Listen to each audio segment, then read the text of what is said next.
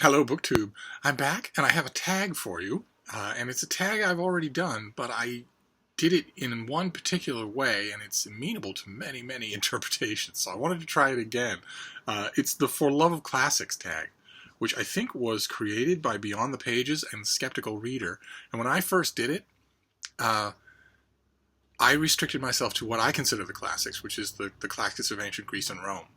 When I realized that the broader, Goodreads BookTube interpretation is anything that's old.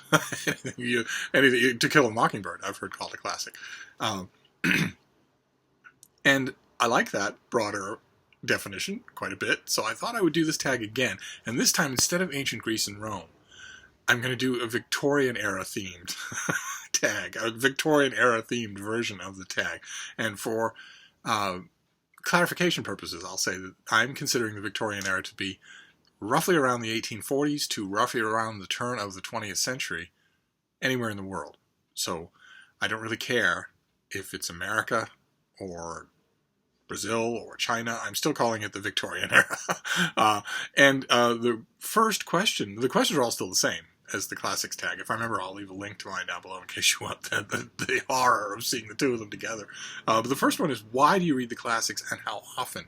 And if we're talking about Victorian classics, the why I read them is an opinion that I've mentioned on this channel, I think, once before, which is that I consider the period that we're talking about, from the 1840s to the turn of the 20th century, maybe a little bit longer than that if you want to include my beloved Edwardian era, to be the single greatest outpouring of human creativity in the history of the species. I know that distinction is often given to 5th century Athens or to the Quattrocento, and I don't think that either one of them holds a candle even close to the Victorian era for outpourings of history and literature and poetry and biography and groundbreaking theses on a dozen different subjects, the beginning of almost everything we understand in the modern world.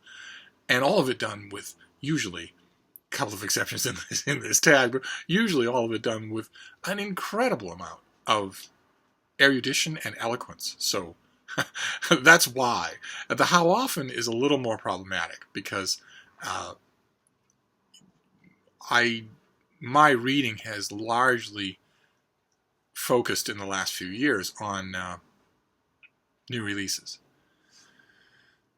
I've had a hard time coming to terms with that, but the more I look at it, the more I look at the end of every month when I look back on the reading that I did in that month, the more I realize I don't need a statistics crunching brain to know that the picture now is almost complete. I once held out the idea that I did a 20% random non-new release reading, but I really don't. And so my reading of the classics of the Victorian era is largely restricted to when those are reprinted in new editions, gift editions, illustrated editions, new studies, that sort of thing, and nothing else. Which is a little sad in a way, but I occasionally do make exceptions, like, for instance, the read-alongs that I'm doing for this channel, where the books that I pick there won't be in new releases. That's the whole point of my read-alongs, is that I want you to be able to get the thing. But I still do them anyway. I still reread them anyway, and I love it. I love rereading them with a group of people, but usually not. The days when I remember them. They were just around the corner. The days when I read, a couple of new releases, and then all the rest of it was random stuff I found at the Brattle or oldies that I wanted to revisit or whatever. Those days are over for now. But question number 2 is, what is a period or a country that you haven't read as many classics in as you would like? And my last answer was China. And thanks to events that have been recently in the news, I've been reminded that my answer this time around, could easily be Korea, about whose ancient literature or even Victorian era literature I know nothing. So it's a whole world of primary sources and pastiches and literary allusions and all sorts of stuff in every genre that I don't know anything about. So I don't quite know how I would fix that unless I learn Korean. Precious little of it has been translated in any way that I know of. So it would be Korea this time around. Question number 3, which modern book do you think will be a classic in 100 years? And for this, I'm going to pick a Victorian-themed contemporary novel, The Children's Book by A.S. Byatt, who's the author of the novel Possession, that everyone knows her for and that has been reprinted many, many times. But I actually do think the children's book is her best book, so far anyway. I would like to think that it will be taken up, reprinted, that it will gain a following and be read in 100 years, but the only way that will happen is if it's taught in schools and not in colleges. And I don't know that will happen, so I'm not really sure that we'll be reading in 100 years anything different than we're reading now, but we'll see. So I'll report back in 100 years. Question number 4. What was the last classic that you read? I read it on my phone. It was free from Project Gutenberg. I'd never read it before. It was George Gissing's 1892 novel, Born in Exile. I revere George Gissing's novel, The Odd Women. It's an incredibly good portrait of a group of women who decide to live unconventional lives. They decide in the 19th century to live 21st century lives where their destinies are not just marriage or being a governess, but they decide to make a living in the world on their own, and it's a remarkably good portrait. It's nuanced in a lot of ways. And I have made the mistake. I've made the mistake with George Gissing. That was my first exposure to Gissing, was The Odd Women, and I've made the mistake ever since of assuming that because that book is brilliant, he was brilliant, and he wasn't. He wasn't.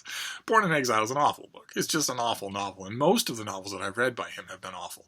So, I mean, Born in Exile is about a young man who's a snob and proud of it, and who I think is meant to get some sort of grand philosophical comeuppance at the end, but the way it misfires shows that Gissing doesn't understand his subject at all. He's just dashing it off at speed. And the last Victorian classic that I read was not a classic. It's justifiably forgotten, and I wish I hadn't wasted the time. But that's just the luck of the draw. It could have been something really good. Question number 5. What's the first classic you read? It's one of the few books. I have a handful of books here, so you can see something other than my smallpox scars. And the first Victorian classic that I read was Bullfinch's Mythology. This lovely modern library edition. Isn't that nice? This is the whole thing, all 3 volumes. His poetry suffused recension of the myths of Greece and Rome and the Middle Ages, and it's just wonderful. Nowadays, I reread it really closely a few years ago and realized that nowadays, of course, it's been superseded as a telling of myth many times over, including by my beloved Edith Hamilton. Bullfinch isn't as good as those later retellings, mainly because he is assuming, when he was writing this thing 150 years ago, that you knew a lot more about the myths he was talking about than people do now. It never occurred to him to explain them in enough detail for them to really make sense to a reader who knew nothing about them, because he assumed they were the lingua franca of the intellectual era. That he assumed there would never come such a time when anyone would need these things explained. Now, instead, what I noticed when I reread it a couple of years ago was what it really is a beautiful sort of commonplace book of the romantic poetry that Bullfinch really liked. It's full of non-classical poetry. So you don't have Sappho, you have Byron. and in snippets and bits and pieces, because of course the Romantics loved classical mythological allusions. And that's what I noticed the last time around. That, and also what I was mentioning at the beginning of this tag, how beautifully it's written. Good Lord, the Victorians, I swear. I don't know what was in the air. But anyway, question number 6 is, what's your favorite classic book cover? This is another book where I have an example here. This is just beautiful. It's the Penguin Classic Deluxe Edition of the stories of the novels of Sherlock Holmes. So Study in Scarlet, The Valley of Fear, whatnot. And you've got a street scene, and then it expands to, look at that, murders and suspects and all sorts of stuff. And it reminds you, in addition to being beautiful on its own, it reminds you, oh, actually, does this, the artwork, yeah, the artwork extends to the flaps. It just keeps going. It's this whole city scene. And it reminds you that with only a tiny handful of exceptions, the Holmes stories are intensely urban. That's what I really liked about it. At first I thought, okay, this is just a random street scene. It's really well done. And then I realized that was the point. That was the artist's point. Question number 7 is a classic author you wish had written more books. When it comes to the Victorian era, that's easy. It's Emily Bronte, who wrote Wuthering Heights and then up and died. So she only wrote the one book. She wrote a masterpiece, and it was the only thing she wrote. And that, I'm not the only person. Hundreds and hundreds of thousands of readers have wished in some sort of fantasy world that we wouldn't have, for instance, 25, 26, 27 bad novels by George Gissing, but instead that we would have 5 or 6 or 7 or even the E.M. Forster classic 8 novels, full-length, intelligent, adult, considered novels by Emily Bronte. Wouldn't that be amazing? In an alternate literary reality.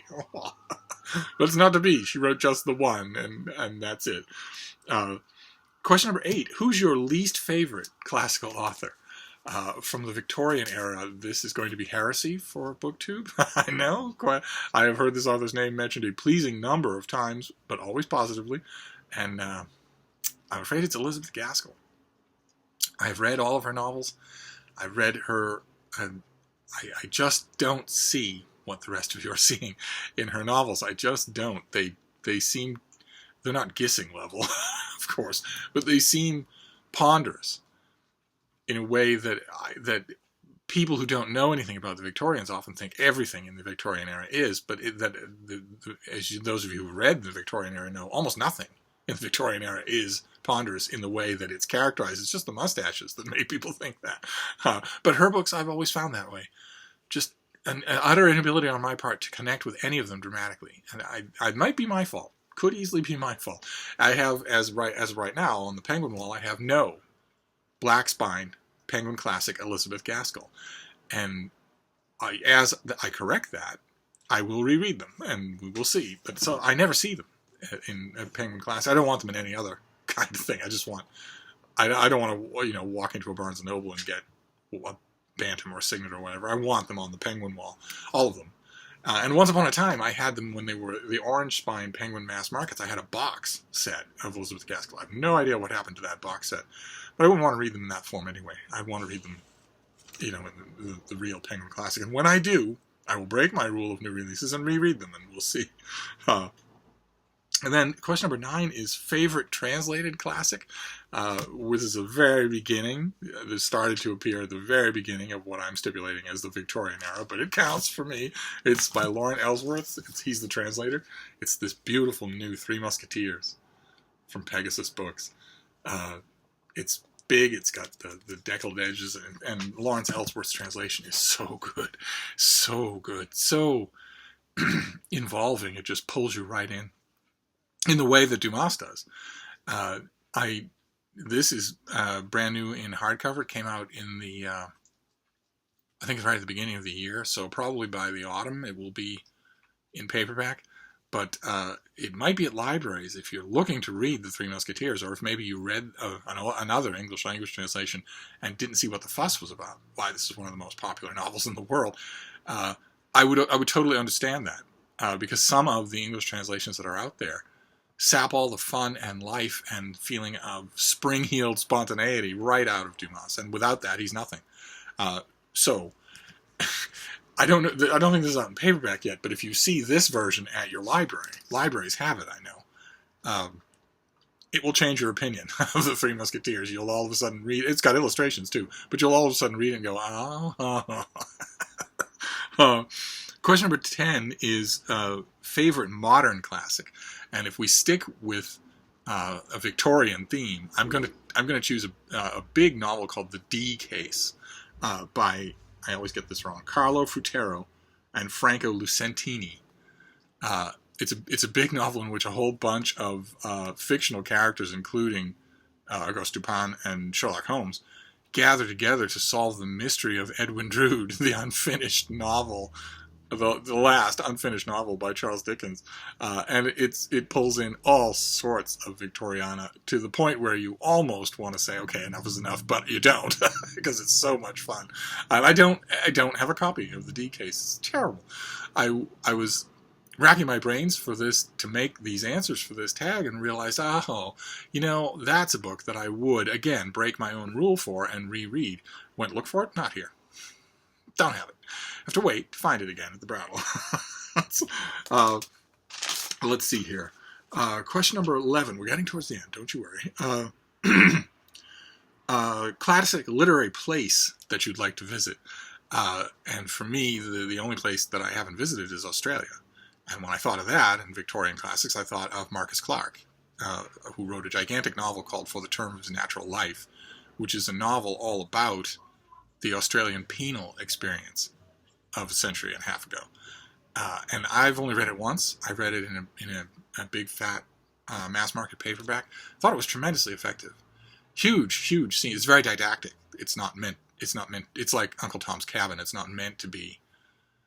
It's meant to make a sociological point first, and then the dramatic stuff second and third. And you have to just take that into account when you're reading it, because if you go in not expecting that, it will disappoint you unfairly, because the power of it has a great deal of power. I remember being very affected by some of the scenes, and I don't have a copy.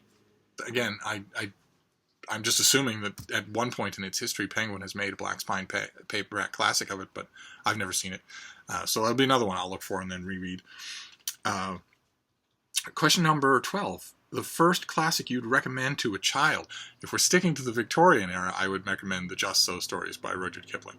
They're actually really good for anybody of any age to read, but I've never known them to fail for kids. I used to have a couple of illustrated board books that were fairly faithful in terms of reproducing the text, and kids just loved them. The hospital where I volunteered at the time, the kids couldn't get enough of it. They just loved it. And the place where I volunteer now for intensive care kids, they love it, and they also love the poetry in the Jungle Books. They absolutely cannot get enough of me rereading the verses at the end of a lot of the stories in the Jungle Books. The song of Darsy the Tailor Bird and Rikki Tikki Tavi, or the song of the White Seal. They just love it. They absolutely love that sort of stuff. So Kipling, who had a thing, he had a gift, he had a tremendous gift. He is behind the 8 ball in the 21st century because he's not taught in schools anymore, so he will be forgotten. And he's not taught in schools because of colonialism. In English literature courses, he's been dropped wholesale from courses. His name might come up in a sociology course, but it won't ever come up in a literature course again. It's just been matter-of-factly, since the 80s, it's been matter-of-factly viewed that he's not worth studying as a literary figure because of colonialism. Just that one word. You don't have to say his connection with it or what he thought of it or any nuances like that. And that's, of course, totally wrong. His literature exists free and independent of the person who wrote it, and it's wonderful. Absolutely wonderful. I was enheartened when Modern Library put his novel Kim on its list of the best novels of the 20th century, but he wrote a lot of great stuff, and it's unfair to his reputation that the word colonialism is going to consign him to oblivion. That's a shame. He's a genuine first-rate author who's not going to be read isn't read now and won't be read then, but even so, the Just So stories work. So they would be my answer. Question number 13, a classic you think is mistitled and your new title. Now, I brag on this channel all the time about my talent at titling novels, but in this case, I'm going to jump on a bandwagon. Instead of making my own title for a recognized Victorian classic, I'm going to echo a long-standing complaint. And a long-standing suggestion for an alternate title in the book, of course, is Daniel Deronda by George Eliot. Critics who love George Eliot, as I do, I worship her, and I think that all of her novels are brilliant, including Daniel Deronda. But critics from the beginning and ever since have been saying that the novel crucially misses its focus, its true focal point, which is not Daniel Deronda. Daniel Deronda was written for the character, Daniel Deronda, was written for ideological rather than dramatic reasons. He's a paragon, so he's intensely boring. He's, in fact, the only boring character in the book. He's three-dimensional, but he's perfect, so who cares how many dimensions he has? No, the critics have been saying since the book first appeared that it ought to be called Gwendolen Harleth. That ought to be the name of the novel. And maybe throw a little more emphasis on Gwendolen Harleth. She's the main female character who's raised... She's one of Eliot's best exercises, prolonged exercises, in a character who we are invited to sympathize with, even though they are not at all likable. Eliot was a master of that. I think it happens 10 or 11 times in Middlemarch. And Gwendolen Harleth is the most extended, the most protracted example of this, where you feel compelled to like her, even though personally she's not all that likable. And she marries a monster of a man. And the beautiful tension that Eliot creates in her slow, steady, incremental degradation as a wife is amazing. It's gripping in a way that never even comes close to being true for the novel's title character. And there's nothing gripping about Dan Deronda. Nothing. So I'm gonna jump on a bandwagon and say that I wish that Daniel Deronda were slightly rewritten, not totally rewritten. I would curtail some of the Deronda, Home for Jews, that's sort of the sociological aspect of it. I would curtail a bit of that and tell some more of Gwendolen Harleth's story. But even if you leave the text just the way it is, I still think the title should be her. Just maybe to invite more people to read it, because her story's a humdinger. And question number 14, favorite classic you'd recommend to anyone? And for this, you need something that is going to work on every level, and it's going to work immediately, and it's going to work without any reference to archaisms from the time, so that you don't need to know anything about Victorian England or 19th century anywhere to get it. Which means it's got to be a book that appeals instantly to readers of any age, and always has. And there are a lot of Victorian classics that I absolutely love. I love them to pieces, that I can't say that about. In all honesty, I can't say that about them. But there's one that I can say that about, and everyone, since the day it was published, has been able to say it about it, and that is Treasure Island by Robert Louis Stevenson, which just puts hooks in you from the first and keeps you to the end. And the end will be in one sitting, unless you're made of mighty stern stuff. It's just one of those simple, straightforward, glowingly, amazingly effective books. So that would be it. I would pick that. And then the last question is to tag people. But the For the Love of the Classics tag has been around since it was first done by the Greek statesman and orator Pericles, back when BookTube was done on stone and ceramic slates. So I imagine it's been done by everybody since then. I think that Robespierre did this tag right before he was guillotined. It was one of the last things he did. So I'm not going to tag anybody, because you've probably all done it before. The only thing I want to know in the comments section, I think I already know the answer to this, but I'll ask it anyway, is if I keep doing this tag, do you want me to? Do you want me to keep doing it for all sorts of different periods of literature? Because I'd be happy to do that. It feels wrong to leave out all sorts of other stuff. I'd be happy to do 20th century America, For the Love of Classics tag, 18th century, For the Love of Classics, Renaissance, medieval literature. You just let me know that. But otherwise, I'll wrap up for now. And it's nice to see your faces again. So I will certainly be back. Thank you, BookTube.